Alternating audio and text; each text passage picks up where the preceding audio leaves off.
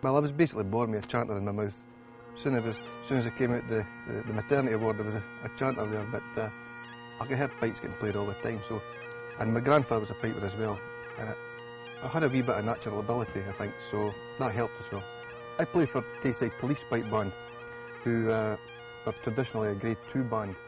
In 1991 they were upgraded to Grade 1, but due to unforeseen circumstances we came back down to Grade 2. And last year we were upgraded again to Grade 1, but which is a great feeling, but kind of takes the fun out of it a wee bit because it's so professional now in a Grade 1 level. It's almost semi-professional, so you really have to be at it all the time to compete, because there's about 6 or 7 really top-notch bands out there, and it's very difficult to get into their level. There's novice juvenile, grade 4, grade 3, grade 2 and grade 1, and all the gradings speak for themselves. Like you've got juvenile, novice, juvenile. Grade 4 are basically bands that are starting out in the competing, hopefully getting to grade 3, to grade 2 and going through to grade 1. There's very few bands do that, by the way. There's very few bands go from all the grades all the way through. I did a lot of solo piping. I got to the under 21 World Championship in 1982, and I won that. And then I got married, and my wife just doesn't like the bagpipes, so it was either the bagpipes or her. So I had more fun with her. So the bagpipes got the bin. But I could have. I feel confident enough that I could have had quite a successful solo career if I'd wanted to, but I just don't have the commitment. There's a lot of commitment to the solo. You've got to be practicing an hour and a half, 2 hours a night, really, to be there. It's like a golfer or a snooker player or whatever. You've got to keep practicing. If you don't practice, then you dip. Obviously this is the bag, okay?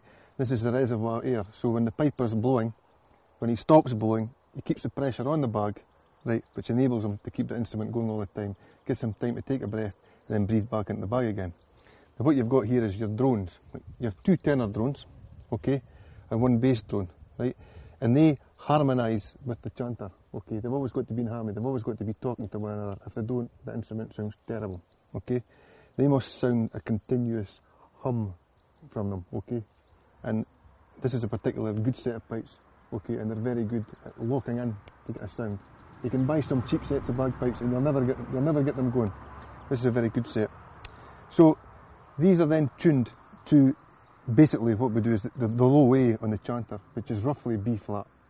Okay, the modern pitches are getting higher and higher, but it's roughly B flat, okay? Now, you've noticed the tape on the chanter. This is what we use to tune the notes. When you put the tape over the note, what you're actually doing is flattening the note, okay? Now, your drones tell you when your note's off, right? Because you'll play a note and there'll be a horrible discord, and you'll know whether the chanter's flat or sharp, okay? If it's sharp, say for instance that hole there, which is the B, if that note was sharp, okay, there's no place for me to go, because putting tape's just going to make it flatter, okay? So then I would, if it was a particular problem with that chanter, I would then file the hole, okay, to make the hole bigger, because I know it's not the reed that's causing the problem, it's the chanter, because I try it over 6 or 7 reeds.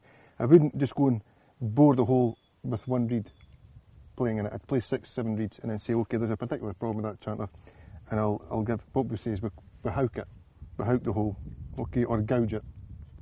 But we try and do it neatly. And that's basically it. That's how we tune the chanter, and that's how we tune the drones. Obviously, if you lengthen the drones, you flatten them. You shorten the drones, you sharpen them. And that's it. I think the internet's made a huge difference to piping. A massive difference, because you've got all your forums and people are chatting and swapping tunes and swapping how to do different methods of getting maintenance done, or tuning their drones, or getting their chanter set. So it's a massive tool, internet.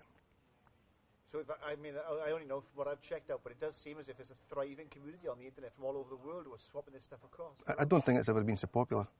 I think piping, it's not peaked either. It's just going up and up and up and up. So popular. I believe there's an internet radio station in Mexico that play 24-hour bagpipe music, just in a loop, all the time, in Mexico. So there you go.